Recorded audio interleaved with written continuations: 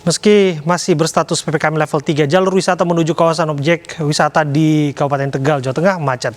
Banyak wisatawan berlibur memadati dengan menggunakan mobil pribadi serta sepeda motor.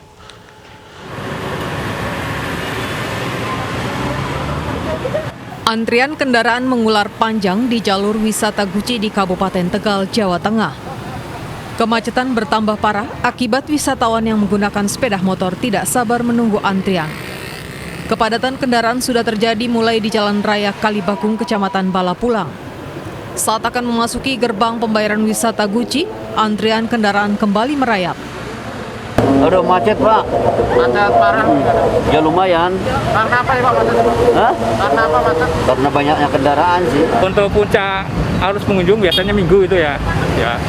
Kita masih level 3, berarti aturan dari tim gugus tugas kita patuhi. Intinya di dalam itu ada 1.000 ya. Kalaupun nanti ternyata dicek dari jumlah yang masuk, karena kita sudah pakai tiket online, yang tiketing itu ya bisa ketahuan itu berapa itu yang masuk. Selain dipadati wisatawan lokal, wisatawan luar daerah juga banyak yang memanfaatkan waktu berlibur di objek wisata Guci. Masuki libur akhir pekan, destinasi wisata Malioboro, Yogyakarta juga dibanjiri ribuan pengunjung. Meski pemerintah masih menerapkan PPKM level 3, namun hal itu tidak mengurangi antusiasme wisatawan untuk kembali menikmati suasana keramaian Malioboro.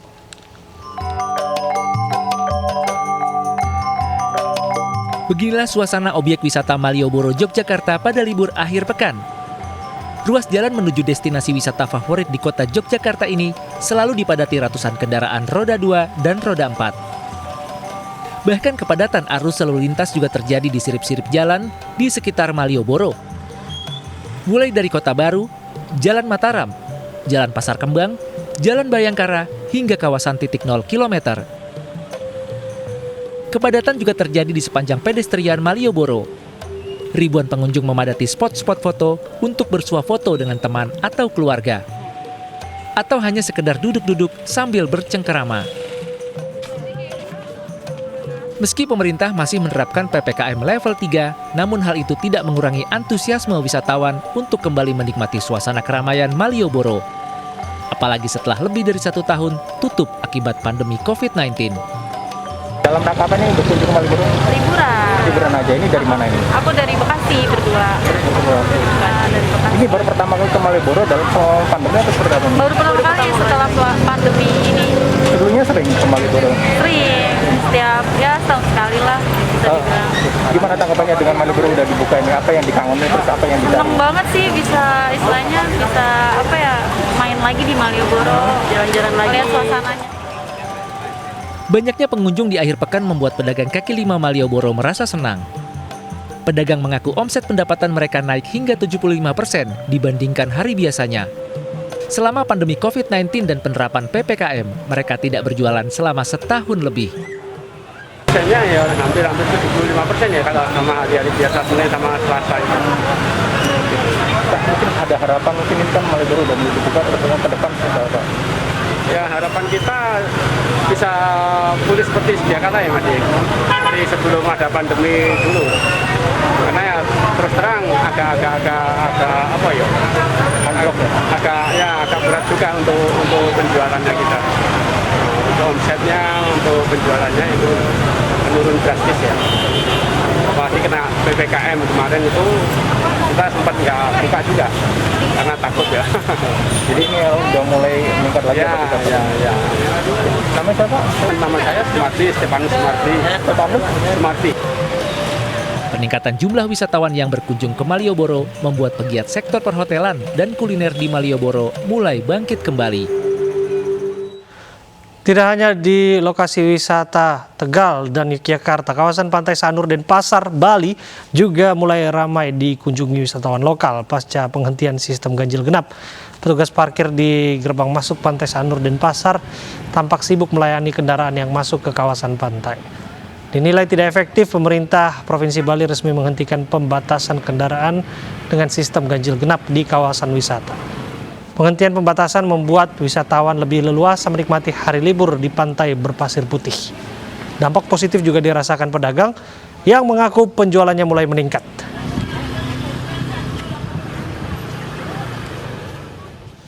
Ya, kita akan bergabung bersama dengan Indira Ari di Sanur, Bali. Indira, dampak kita ketahui bahwa dihentikannya sistem ganjil genap ini apakah secara otomatis langsung meningkatkan antusiasme pengunjung? Ya, baik. Terima kasih rekan Abraham. Saat ini saya sedang berada di depan kawasan Pantai Sanur dan pasca diberhentikannya pemberlakuan ganjil genap di Provinsi Bali, khususnya di daerah wisata Pantai Sanur, terbukti dengan pemberhentian tersebut antusias warga kota untuk mengunjungi kawasan wisata Pantai Sanur cukup meningkat, dan di hari ini di mana pekan pertama penghentian pemberlakuan ganjil genap diketahui kunjungan meningkat hingga 90%. Demikian informasi yang kami dapat dari petugas yang ada di kawasan ini. Ya, pertimbangannya apakah pemerintah sudah mampu mengantisipasi segala risiko yang dikhawatirkan, yaitu lonjakan kasus? Ya, baik. Diberhentikannya pemberlakuan ganjil genap di kawasan Pantai Sanur, pemerintah Provinsi Bali melalui surat edaran Gubernur nomor 18 tahun 2021 berpikir bahwa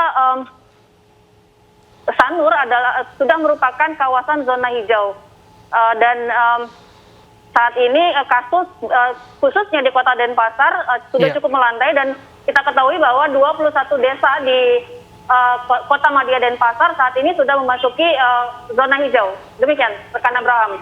Oke, terima kasih Indira atas laporan Anda langsung dari Denpasar, Bali. Ya, pemirsa, kita akan membahas persoalan ini bersama dengan narasumber kami, yakni epidemiolog kesehatan wisata Fakultas Kedokteran Udayana, Imade Ari Wiryawan, dan Kabid Perubahan Perilaku Satgas COVID-19 Sony Hari.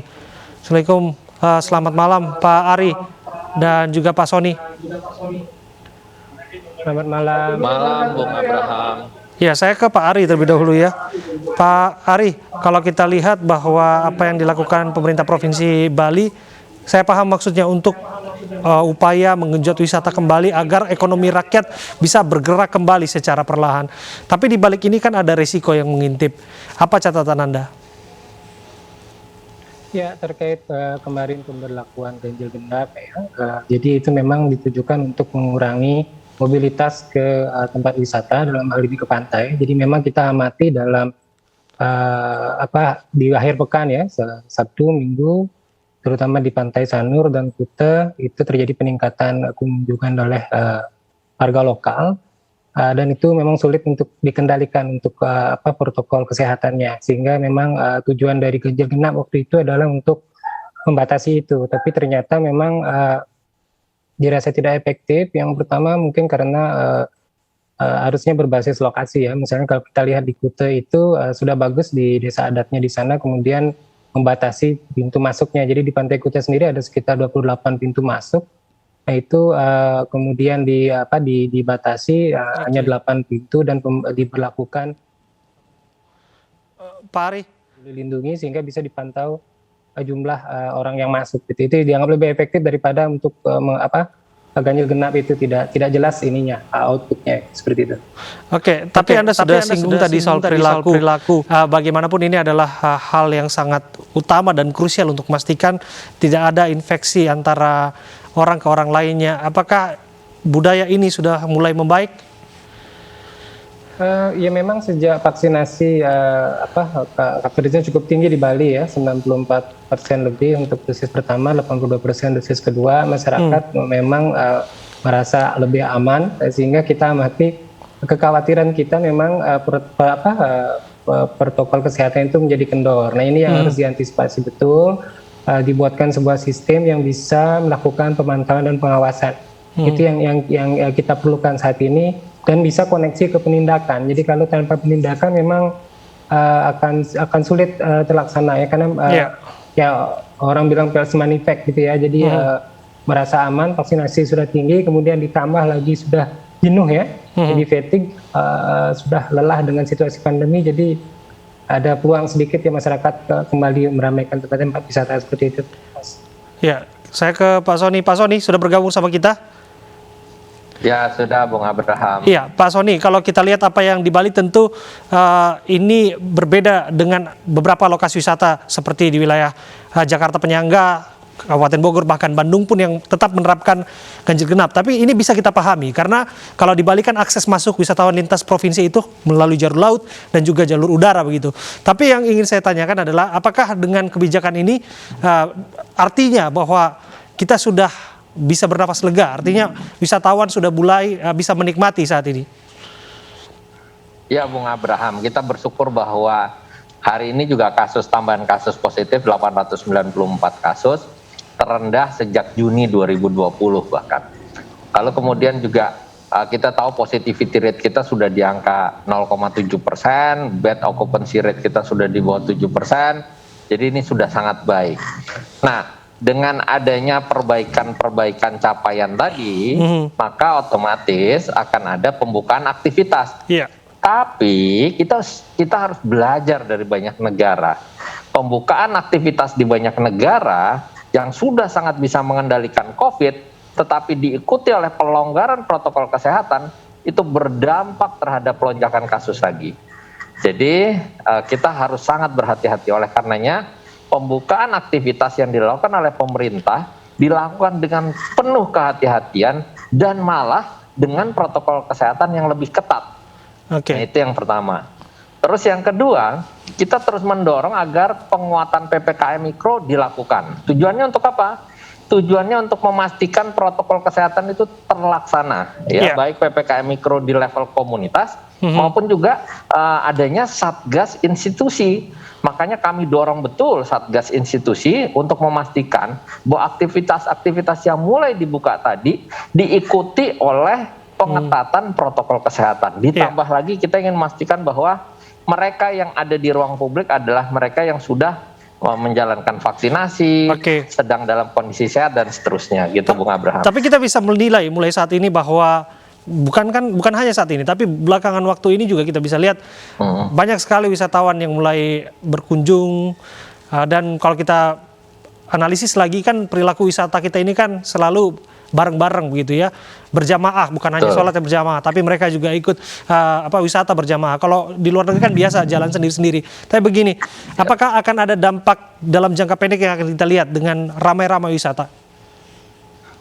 Ya, kami berusaha untuk bekerja keras memastikan bahwa kepatuhan protokol kesehatan masyarakat membaik. Nah, kita bersyukur bahwa Bung Abraham, kepatuhan memakai masker ini tetap tinggi ya.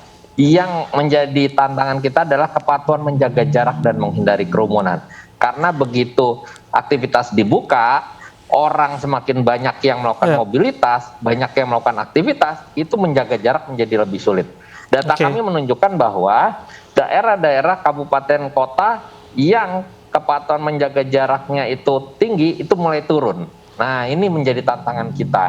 Nah, tetapi kita ini sekarang targetnya adalah menahan selama mungkin. Kalau bisa jangan sampai terjadi lonjakan kasus, sembari kita menahan selama mungkin, kita melakukan percepatan vaksinasi.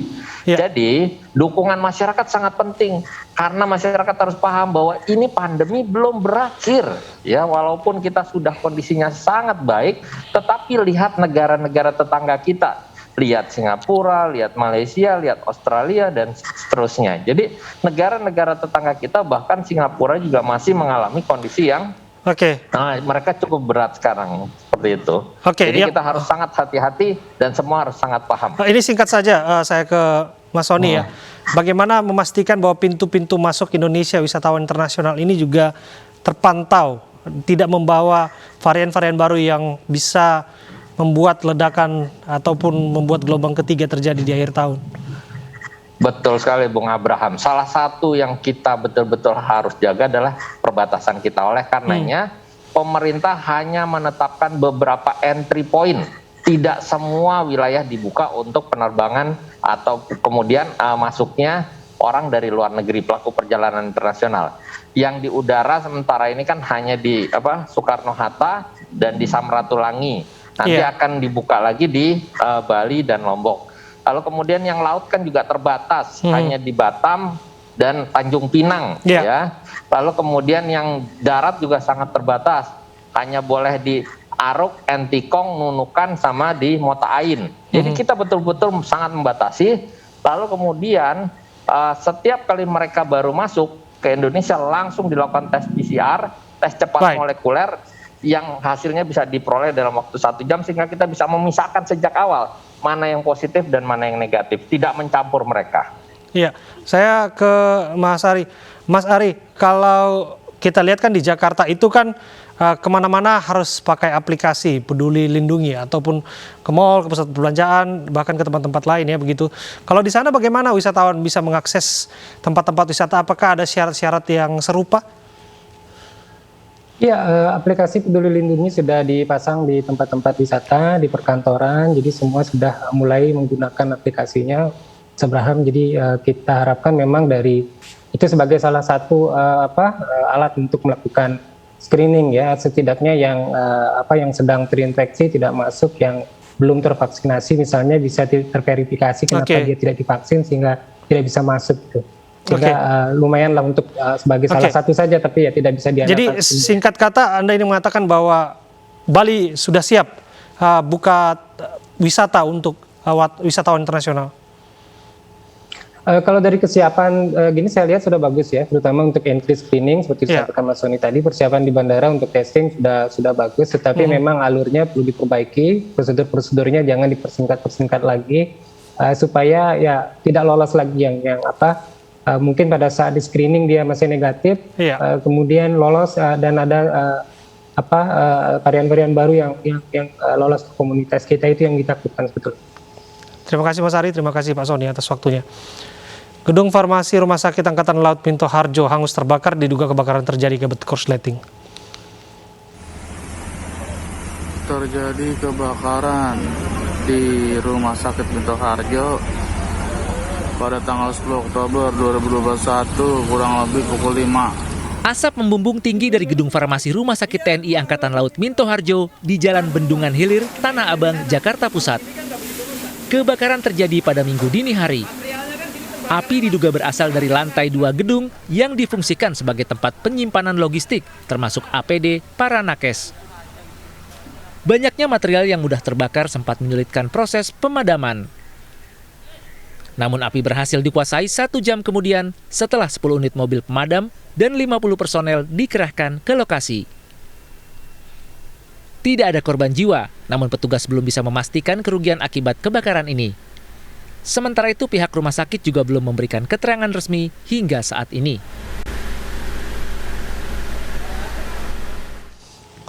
Masih terkait kebakaran, sebuah kantor dan gudang hand sanitizer ludes terbakar. Akibat insiden tersebut kerugian mencapai ratusan juta rupiah.